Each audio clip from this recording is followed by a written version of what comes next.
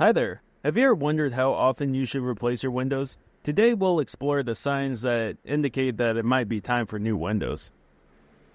Typically, quality windows last between 15 and 20 years. Some high-quality vinyl windows can even last up to 25 years.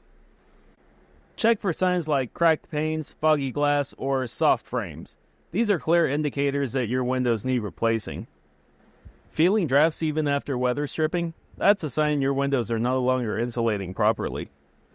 Or notice a spike in your energy bill? Old inefficient windows could be the culprit. Replacing your windows not only improves energy efficiency, but also enhances your home's comfort and value.